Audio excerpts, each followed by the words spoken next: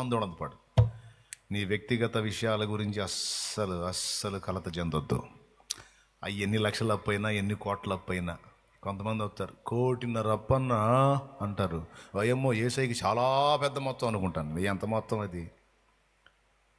1000 కొండల పశువులు ఉన్నాయి, వెండి బంగారాలు ఉన్నాయి, భూమి నాది, ఆకాశం నాది, మనుషులు మొత్తం నా వాళ్ళు అని చెప్పినోడికి నీ 1.5 కోటి ఎంత, 2 కోట్లు ఎంత, 4 కోట్లు ఎంత? కోట్లు నీకు పెద్ద, ఏసైకి కాదే. ఏసై అంటాడు, అబ్బో 1.5 కోటి అంటే చాలా పెద్ద మొత్తం, ఏందిరా ఇది 1500 చెప్పినట్టు చెప్పా, 1.5 కోటి ఏం అంటాడా? ఓకే నాకు ఓకే పర్లేదు, ఇస్తాను, తప్పకుండా చేస్తాను, డోంట్ వరీ, నిమ్మళంగా ఉండు. నీదే దయ తండ్రి, నీదే భారం నాయన, నీ మీదే ఆధారపడ్డాను ప్రభువా అని చెప్పి ఇంటికి పోయి, ఇగో ఏమయ్యో ఏంది 12:30 అయింది, కళ్ళు తెరిచి అట్నే చూస్తున్నావు ఏంది?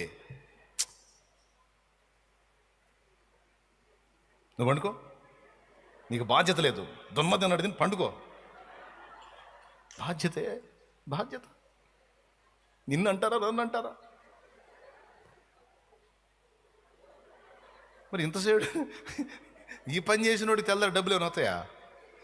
డబ్బులు రాకపోగా, నిద్ర లేకపోగా, మళ్ళీ ఆసుపత్రికి పోతే ఆయన ఇంకొక రౌండ్ అదొక వాయింపుడు. మళ్ళా మొత్తం టెస్టులన్నీ రాస్తాడు, మళ్ళీ ఒక 50,000.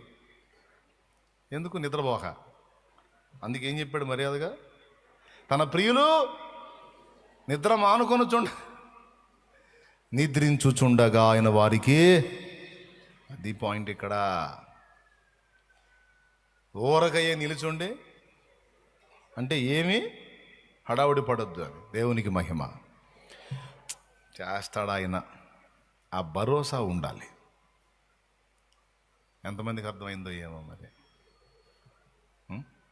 అప్పులోళ్ళు చేతులు ఎత్తండి. అది మన సరుకంతా అదే. దేవునికి మహిమ. మరి తక్కువ ఉంటాయింది, అయినా సరే ఏసై చూసుకుంటాడు. విశ్వసించిన వాడు ఏం చేస్తాడు?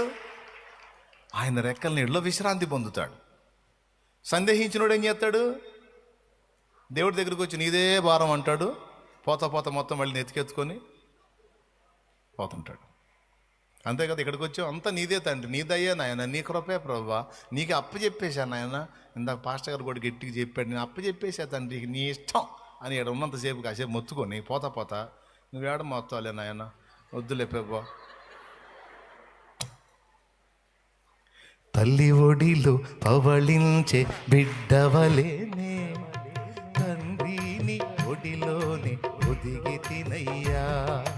తల్లి ఒడిలో పవళించే బిడ్డవలేనే, తండ్రిని ఒడిలోనే ఒదిగి తినయ్యా. తండ్రిని ఒడిలో